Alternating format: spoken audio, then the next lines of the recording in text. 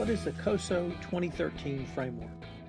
This week we turn our attention to COSO with an introduction to the organization and its framework for internal controls. I will go through the internal controls and how they relate to compliance.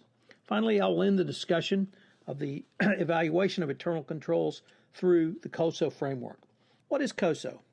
This acronym stands for the Committee of Sponsoring Organizations of the Treadway Commission, which originally adopted in 1992 a framework for the basis to design and then test the effectiveness of internal controls.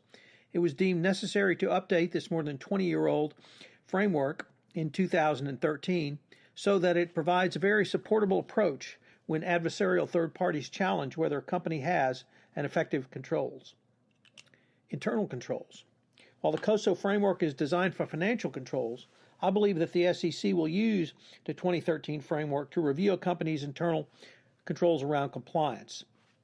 This means you need to understand what is required under the 2013 framework and show adherence to it or justify an exception if you receive from a letter from the SEC asking for evidence of your company's compliance with the internal controls provisions of the FCPA.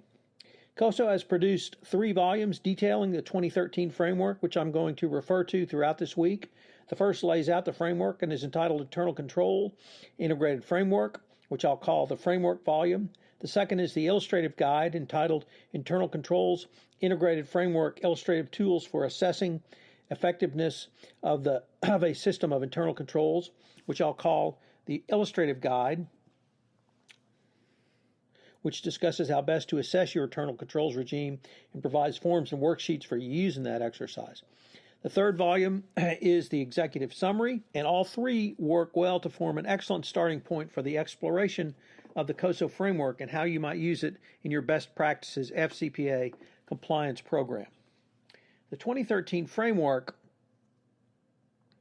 was a basic framework retained with substantial support from companies, and it added 3 specific objectives.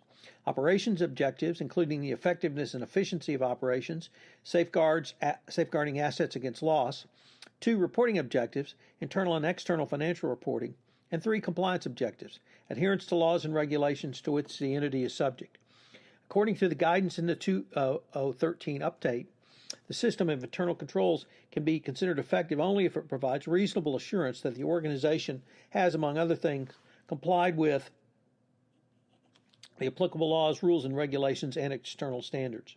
With the addition of these specific objectives, the COSO framework now specifically includes the need for controls to address compliance with laws and regulations. The COSO 2013 framework defines internal controls from bottom to top with the following objectives: control environment, risk assessment, control activities, information and communications, and monitoring. From these 5 objectives come 17 principles, which I will be exploring throughout this series.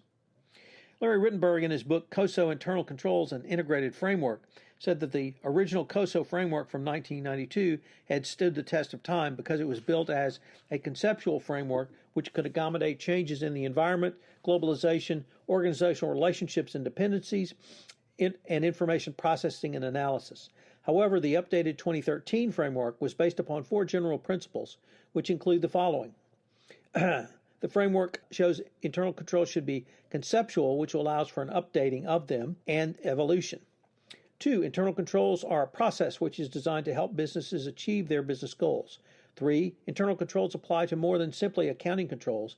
It applies to compliance controls and operational controls.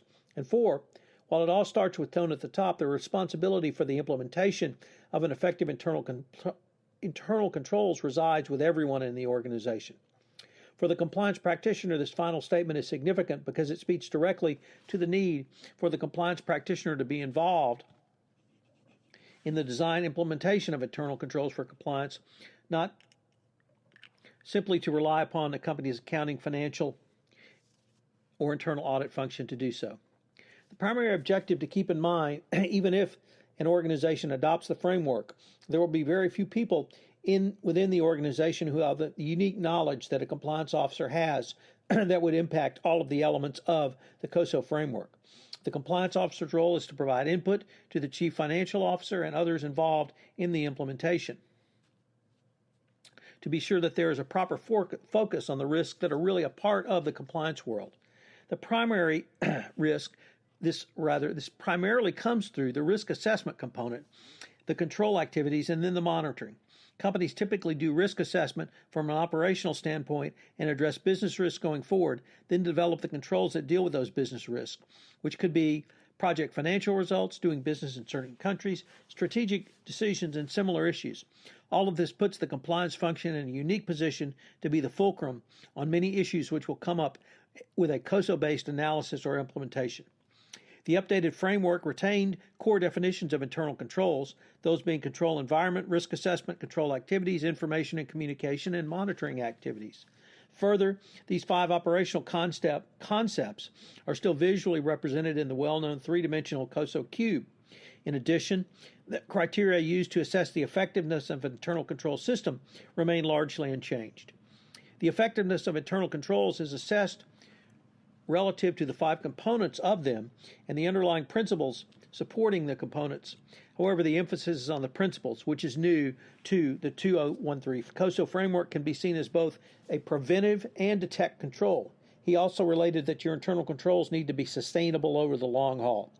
You cannot build one-off things that allow you to do one period and not have a process in place that will help you get through all of the periods of reporting which you need to cover. The controls cannot be a one and done, unlike the University of Kentucky basketball team. As we explore the COSO framework, the compliance practitioner should understand how the entire framework interacts and intersects with the compliance function in a manner which is sustainable throughout the organization. So what are today's 3 key takeaways? First, you must use the COSO framework or some other similar source for your internal control structure. 2, the 2013 framework identifies 5 following areas: control environment, risk assessment, control activities, information and communication, and monitoring that you must both assess and implement internal controls around. And finally, do not be like the University of Kentucky basketball team and one and done. Your internal controls must be sustainable. Thank you very much for listening to Day 14 of 1 month to more effective internal controls, and I hope you'll join me tomorrow for Day 15. This is Tom Fox again. Hope you've enjoyed this episode of 1 month to better internal controls. If you've listened to this podcast on iTunes, I would greatly appreciate it if you would rate this podcast, as it would help in our rankings. Get the word out about the only 1 month podcast series which enables you to design, implement, and enhance a better compliance program. Also, if you have any questions, please feel free to contact me at tfox@tfoxlaw.com. This is Tom Fox. Thank you very much for listening, and I hope you will join us again tomorrow. Once again, thanks to our sponsor, Affiliated Monitors, for sponsoring this month's series.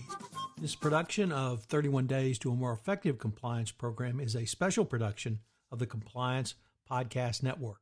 I hope you will join me again tomorrow.